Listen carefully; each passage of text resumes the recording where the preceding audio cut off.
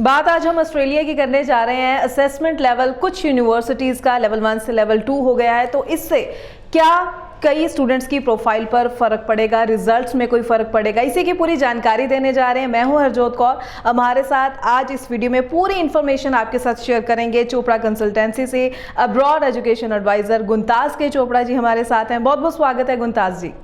Hello जी। Sir गुनताज जी, जो ये latest news की अगर हम बात करें, कुछ यूनिवर्सिटीज़ असेसमेंट लेवल 1 से लेवल 2 पर आ गई हैं, इसका क्या इम्पैक्ट स्टूडेंट्स पर पड़ेगा जो ऑलरेडी जा चुके हैं या फिर जो अप्लाई करने जा रहे हैं, तो उनको किन किन चीज़ों का, किन बातों का ख्याल रख के अब अप्लाई करना चाहिए? ओके, सो जो बच्चे ऑलरेडी ऑस्ट्रेलिया जा चुके हैं, अपना ऑस्ट्रेलिया स्टूडेंट वीज़ा स्टैम्प करवा के जा चुके हैं, उनकी प्रोफाइल पे आगे कोई फ़र्क नहीं पड़ेगा। बट दो केसेस में ज़रूर फ़र्क पड़ेगा।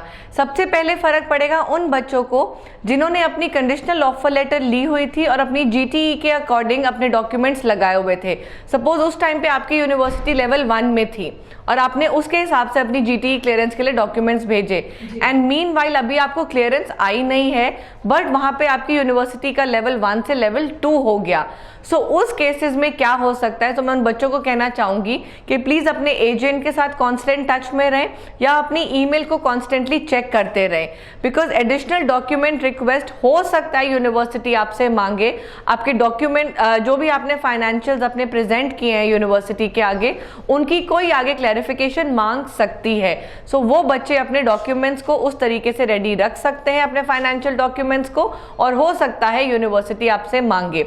और दूसरी कैटेगरी बनती है जिन्होंने अपनी conditional offer letter level 1 university से ली और मीनवाइल हमारी लेवल 2 में आ गई, बट अभी जीटीई क्लियरेंस के लिए नहीं गए थे डॉक्यूमेंट्स। सो उसमें क्या होगा कि हमको लेवल 2 के जो भी क्राइटेरिया, जो भी पैरामीटर्स हैं कि हमारे 2 से 3 महीने पुराने फंड्स होने चाहिए, अगर आप अपनी जॉब दिखा रहे हैं तो आपकी जॉब की सारी सैलरी आपके अकाउंट में होनी चाहिए, एंड प्रॉपर डॉक्यूमेंट्स होने चाहिए आपके फाइनेंशियल्स के लिए। अगर आपने कोई लैंड बेची है तो उस लैंड के सारे डॉक्यूमेंट्स होने चाहिए, वो ट्रांजैक्शन के सारे कॉरेस्पॉन्डिंग डॉक्यूमेंट्स, सपोर्टिंग डॉक्यूमेंट्स होने चाहिए। तो ये चेंजेस यस बच्चे फेस कर सकते हैं। तो ये जो भी चेंज आया है, तो क्या इससे आगे रिजल्ट्स में भी कोई डिले देखा जा सकता है? कोई प्रोसेस में थोड़ा लगता है कि प्रोसेस स्लो हो जाएगा, इस पर भी आप जरूर बताइए। प्रोसेस स्लो अगर हम देखें तो शायद बिल्कुल हो सकता है, क्योंकि अगर हम एक ह्यूमन टेंडेंसी जहां पे बीच में इन्वॉल्व हो गई कि अगर हमने एक प्रोफाइल लेवल 1 में लगाई थी, अब वो यूनिवर्सिटी लेवल 2 में आ गई, उसमें डॉक्यूमेंटेशंस बढ़ गई, communication between the university and the student वो बढ़ गई, क्योंकि हो सकता है यूनिवर्सिटी आपसे एक्स्ट्रा डॉक्यूमेंट्स मांगे। सो इस चीज में हमारा टर्न अराउंड टाइम कई बार बढ़ सकता है एंड ऑटोमेटिकली हमारा फर्दर थोड़ा डिले हो सकता है। ठीक है, तो अब जो स्टूडेंट्स अप्लाई करने की सोच रहे हैं, चाहे हम नवंबर इनटेक की बात करें आगे, तो उनको यूनिवर्सिटी की सिलेक्शन करने वक्त कौन कौन सी बातों का ध्यान रखना चाहिए? क्योंकि मेरे ख्याल से तकरीबन 11-12 यूनिवर्सिटीज़ का असेसमेंट लेवल चेंज हुआ है, तो अब किस तरह से फोकस करें वो यूनिवर्सिटी सिलेक्शन पर? ओके, सो अगर आपकी प्रोफाइल बहुत अच्छी है, लेवल 1 यूनिवर्सिटी के लिए आप एलिजिबल हो, तो आंख बंद करके हर बच्चा लेवल 1 यूनिवर्सिटी सिलेक्ट करेगा। But on the other hand, अगर आपको लगता है कि आपकी प्रोफाइल लेवल 1 के लिए सूटेबल नहीं है पर लेवल 2 में आप एक्सेप्टेबल हो, तो आपको चिंता करने की जरूरत नहीं है। लेवल 2 में भी बहुत अच्छी यूनिवर्सिटीज हैं। बस आपको ऑन दी अदर हैंड किस चीज का ध्यान रखना है, मेजरली अपने फाइनेंशियल्स, और उसके बाद कि हो सकता है कई यूनिवर्सिटीज आपकी फाइनेंशियल्स भी चेक करें, बिकॉज पहले सिर्फ ये था कि जीटीई क्लियरेंस तक ही आपके फाइनेंशियल्स चेक होते थे। ऑस्ट्रेलिया की हाई कमीशन या एम्बेसी आपके फाइनेंशियल्स को नहीं चेक करती थी, बट लेवल 2 में कई बार होता है कि ऑस्ट्रेलिया की हाई कमीशन या एम्बेसी आपके फाइनेंशियल्स को क्रॉस चेक करे और उसके बेसिस पे अपना वीजा डिसीजन दे। जी बिल्कुल। तो चलिए, जब हम ऑस्ट्रेलिया की बात कर ही रहे हैं तो जीटीई क्लियरेंस की बात करनी बहुत ज़रूरी बन जाती है, क्योंकि कई स्टूडेंट्स के सवाल हमारे पास आते ही रहते हैं जीटीई क्लियरेंस को लेकर। कौन कौन सी प्रोफाइल को जो है जीटीई क्लियर होने में डिले फेस करना पड़ता है, या फिर अगर ये कहें कि स्टूडेंट अगर अपनी तैयारी कर ही रहे हैं तो जीटीई को लेकर कौन सी तैयारी पूरी तरह से रखें ताकि कोई डिले उन्हें फेस ना करना पड़े? कई यूनिवर्सिटीज़ ऑस्ट्रेलिया में ऐसी हैं जो जीटीई के टाइम पे इंटरव्यू लेती हैं। तो इस पेपर में अगेन ऐड करना चाहूँगी कि जीटीई के टाइम पे अगर आपकी इंटरव्यू आती है तो प्लीज़ बच्चे इस चीज़ से घबराएं ना, ये आपके लिए एक बहुत अच्छा मौका है। अगर यूनिवर्सिटी को कोई 1% डाउट लगा कि उनको लगा कि आपके कोई भी जो भी आपके फाइनेंशियल्स आपने प्रोवाइड किए हैं या जो स्टेटमेंट ऑफ पर्पस आपने जीटीई क्लियरेंस के लिए प्रोवाइड की है, उनमें से उनको कोई और क्लैरिफिकेशन चाहिए या कोई और एक डिटेल्ड इंफॉर्मेशन चाहिए, तो बहुत अच्छा है कि आपकी इंटरव्यू आई, बिकॉज वो आपको एक मौका दे रहे हैं कि आप उनकी वो कंफ्यूजन को दूर करके अपनी जीटीई क्लियर करवा सकते हो। सो प्लीज मैं यही कहना चाहती हूँ कि अगर बच्चों की इंटरव्यू आती है तो प्लीज बच्चे घबराए ना।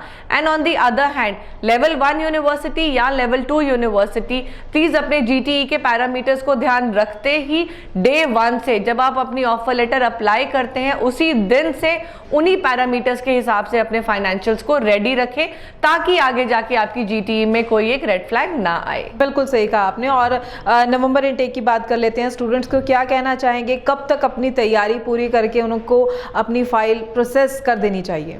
ओके, सो मैं नवंबर 23 इनटेक की बात करूं, जो बच्चों ने इस साल 2023 में अपने 12th के एग्जाम्स दिए हैं और वो अपने रिजल्ट की वेट कर रहे हैं, कई पंजाब बोर्ड के तो आई थिंक रिजल्ट हमारे डिक्लेयर हो भी चुके हैं, बट अगर सीबीएसई, आईसीएसई और हम बोर्ड्स की बात करें उनके रिजल्ट्स अभी आने बाकी हैं, तो प्लीज़ आप अपने स्कूल से अपने उनके लेटर हेड के ऊपर अपने 12th के प्री बोर्ड्स के या 11th के मार्क्स के ऊपर अपना एक प्रोजेक्टेड स्कोर का एक डॉक्यूमेंट ले सकते हो और अपना इंग्लिश प्रोफिशिएंसी टेस्ट कंप्लीट करके, तो अपने बेसिकली आपका 10th, आपके 12th की जो अभी तक मार्कशीट्स अवेलेबल है, आपका प्रोजेक्टेड स्कोर, आपका इंग्लिश प्रोफिशिएंसी और आपका पासपोर्ट, इसके साथ आप अपनी कंडीशनल ऑफर लेटर को प्रोसेसिंग में डाल सकते हो। और इसके ऊपर आपकी जब कंडीशनल ऑफर लेटर आ भी जाती है, अगर तब तक रिजल्ट नहीं भी आया सीबीएसई या आईसीएसई की तरफ से, आप अपनी जीटीई क्लियरेंस के लिए भी डॉक्यूमेंट्स को भेज सकते हो। जीटीई क्लियरेंस के बाद आप अपनी फीस भी करा सकते हो। फीस कराने के बाद सीओई के बाद आप अपनी फाइल भी लॉन्च कर सकते हो एक डॉक्यूमेंट की पेंडेंसी के ऊपर। बट जब ऑस्ट्रेलिया की हाई कमीशन ने आपको वीजा देना है तो वो आपसे कम्युनिकेट करेंगे कि जो आपका ये कंडीशनल सीओई हमारे पास आया उसको अनकंडीशनल करके आप आपकी यूनिवर्सिटी हमको भेज दे और आप अपने पोर्टल पे अपडेट करके उनका डिसीजन लेके आगे जा सकते हो ऑस्ट्रेलिया। जी, तो उम्मीद करते हैं आज काफ़ी खास बातें गुंताज जी ने आपके साथ जो शेयर की हैं, आप इस सारी जानकारी का, सारी इन्फॉर्मेशन का ज़्यादा से ज़्यादा फ़ायदा ज़रूर उठाएं। कोई सवाल हो मन में अपनी प्रोफाइल को लेकर तो ज़रूर जो नंबर दिया गया है इस पर आप कॉल कर सकते हैं और टाइमली राइट ऑप्शंस पर जाते हुए अपना स्टडी वीज़ा हासिल कर सकते हैं। सो बहुत बहुत थैंक्स गुंताज जी कि आपने आज ऑस्ट्रेलिया के बारे में काफ़ी डिटेल बातें जो है स्टूडेंट्स के साथ शेयर की। आगे भी और इन्फॉर्मेटिव वीडियोज़ के साथ आपके सामने हाजिर होते रहेंगे। फिलहाल के लिए हमें दीजिए इजाजत। धन्यवाद। Thank you.